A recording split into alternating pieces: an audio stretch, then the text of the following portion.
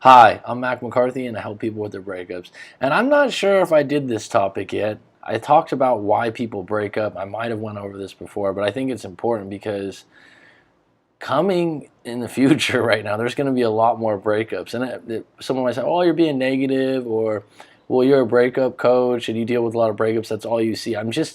I'm not relating it to just relationships. I'm relating it to the society and the fact of globalization. I'm getting a little deep here, right?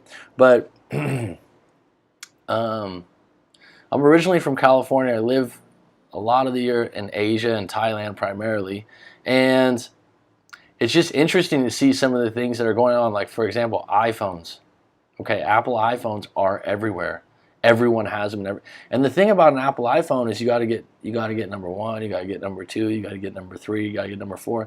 And there's some poor communities in the world where people, that's their big thing, is they bought the newest iPhone. I mean, they don't have a car, they don't have a house, they got a room to stay in, but they got the iPhone 8.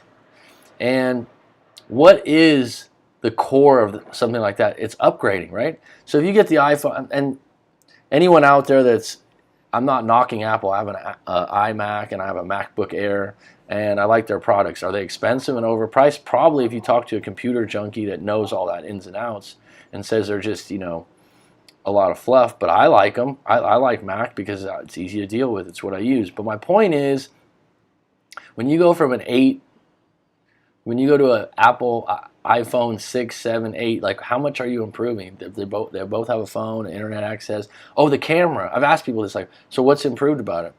And they have like one or two things. Well, the camera's a lot better. Well, this is a lot better. You know what it is? Upgrade. It's the same stuff. It's offering the same stuff as an upgrade. And my point being is in society right now, and this is the world too, with Facebook, it's like, oh, look where I ate dinner at. Oh, well, look where I ate dinner at. It's like competitive happiness. And we're all kind of guilty of it. And we just want more, better, and more, and better, and upgrades, and more, and better. And this relates to your relationships because there's never been so many avenues to meet people too, right? You got Facebook.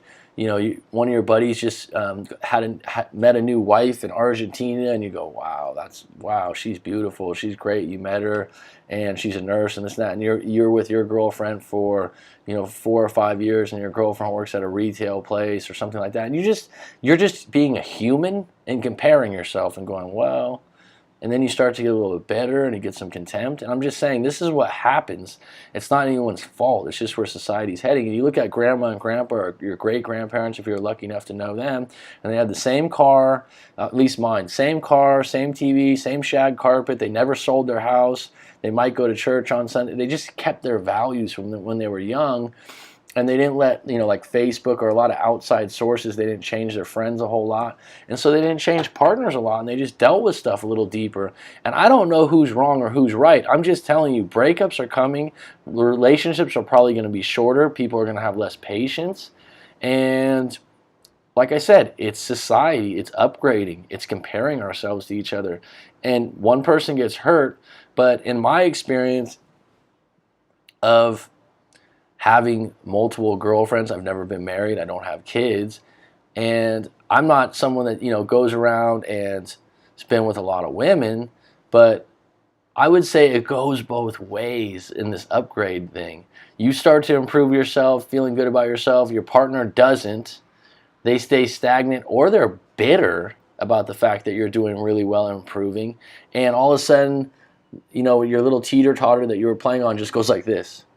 And it's like, oh, fuck, what happened? This is especially true if you've been together 4 or 5 years or more.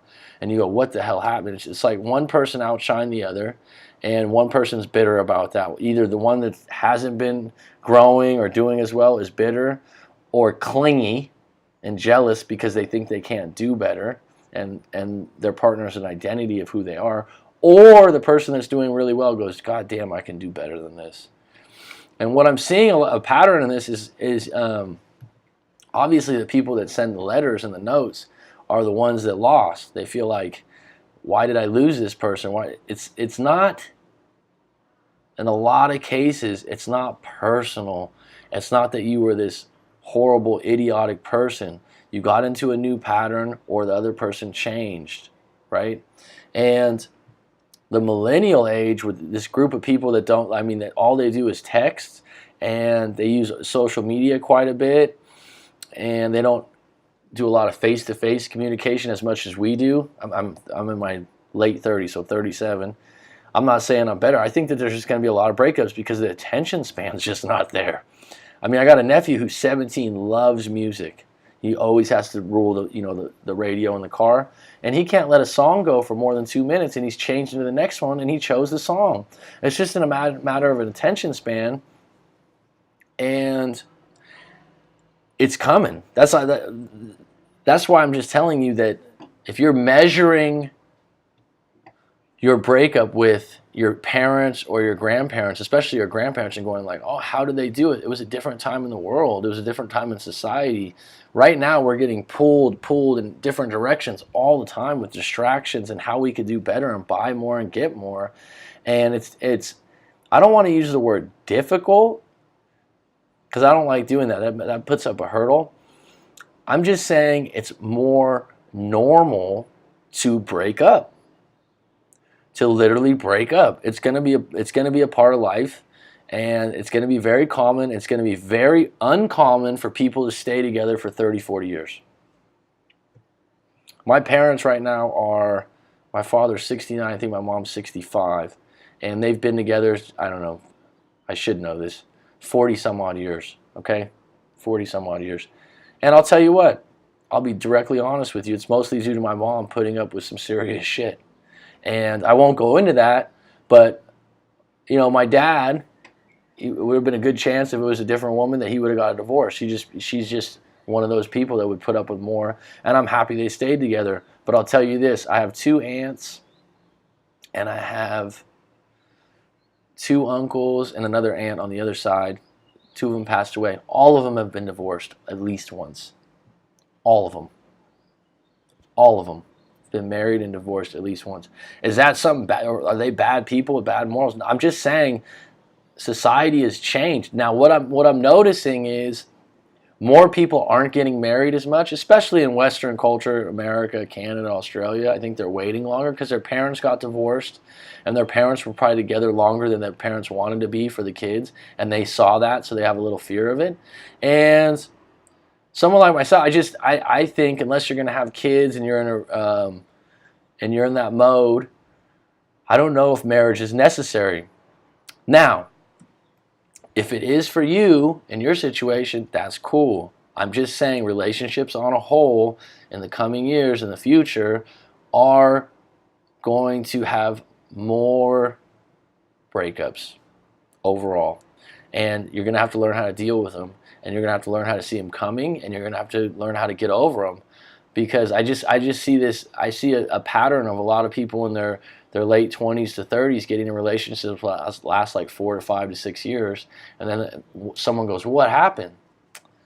Well, someone in the relationship thought they could upgrade, or someone thought they were better, values changed, someone got pulled in a different direction, all these different things, and people aren't going to stick it out like they used to. You know, like my mom stuck it out, man. They were almost divorced a couple times, and you know, people aren't just willing to stick it out as much.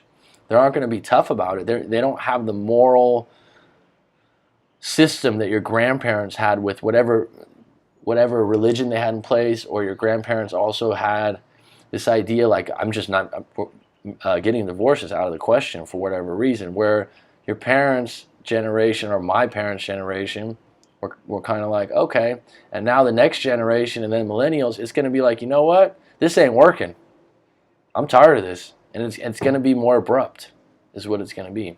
I don't mean to sound bleak, but I want people to understand out there it's a sign. It's just a sign of the times, and things are changing. So if you're regarding things in this fairy tale Hollywood matrimony thing, it is completely normal to see a few breakups in your life before you technically find the one,